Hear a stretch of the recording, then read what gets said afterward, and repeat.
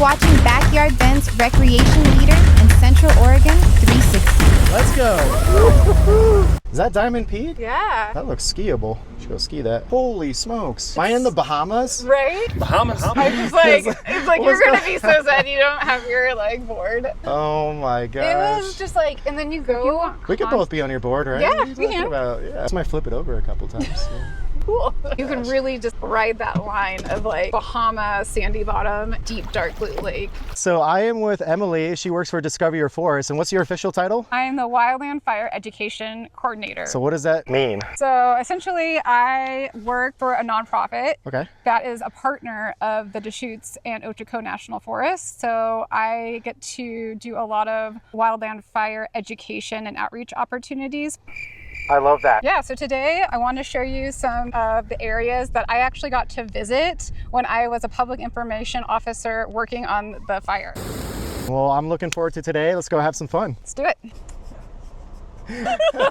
Yeah, so what's going on over here? Okay, so I just like to boss people around. I'll get that one for sure on camera. So Emily, where did you bring me to right now? We are in the shaded fuel break that was created by firefighters during the Red Fire last year. Can you remind me, what is a shaded fuel break? Shaded fuel break is an additional buffer to a control feature on a fire that firefighters can anchor in and engage safely with the fire. Yeah, so like these holes that we almost fell in right here. Yeah, you could tell there was like something smoldering here. Yeah, so typically when you see these, what could be referred to as ash pits or holes, it means that the fire had set up residency. It moved in, it was like it's the resident Yeah, now. and it's like, yeah, squatter.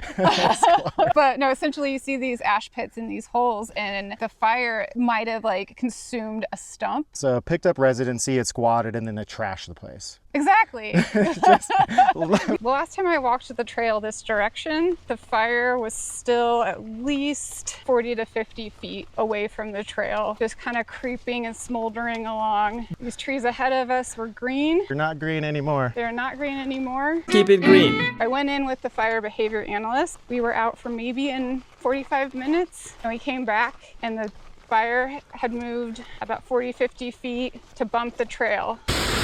Yeah. That must have been wild to see. Yeah, it was pretty wild. I got some footage of it.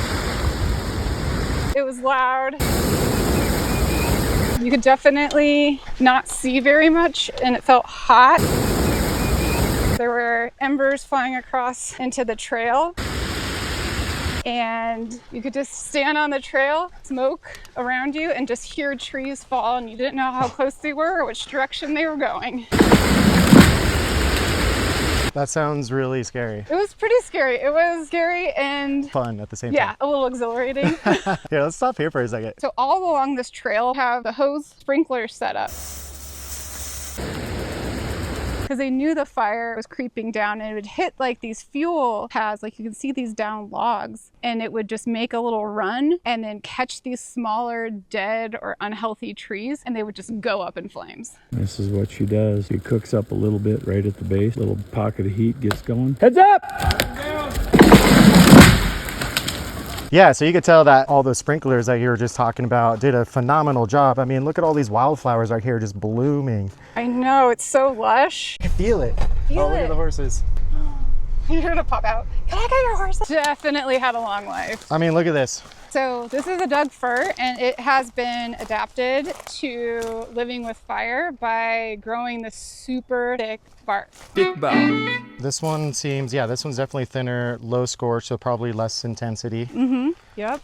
And then, yep, thicker bark. Yeah. Yeah, I mean, you could totally see on this one, actually. How thick? You could see how thick it was. I mean, it definitely burned in there a little bit. All right, watch your step around this pit. Alrighty. And yeah, so you can kind of see the scorch here. Yeah, this is that low intensity fire that we want to see. Okay. And these forest types over here. So, you know, we're looking right across the way over at the lake, and because of this kind of fire, we are still able to have these beautiful campgrounds and lake areas to play in. Absolutely, because we're gonna go paddleboarding after this. Yes, it is hot and it is time to hit the lake. All right, are we excited? Woo! We got a Crescent Lake.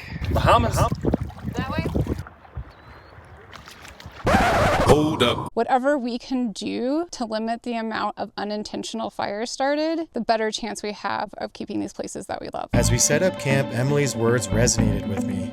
Having put out many fires myself throughout the years, I knew all too well the dangers of not putting out a fire properly. And so, I leave you with this final conversation I had with her. So what's the deal? Can I have a fire or not? If it was windy, I would recommend that you don't. We were just driving over here and I'm like, yeah, let's go see if there's an abandoned campfire. And the very first one we looked at, of course there was an abandoned fire. With these fires, they're actually really hard to put out. Yeah, for basically making a mud pit, like I'm like, no, it needs at least 2 5-gallon buckets of water after stirring. Probably more. Don't be shy, definitely use up all the water. Yeah, probably more. Yeah. Oh yeah. Get it completely drenched.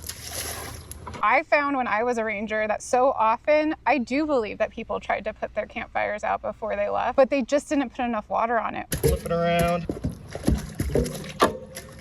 Now I'm gonna do the hand test. Alrighty, it is now completely okay to touch it, which means that it's okay to leave. That was fire, actually.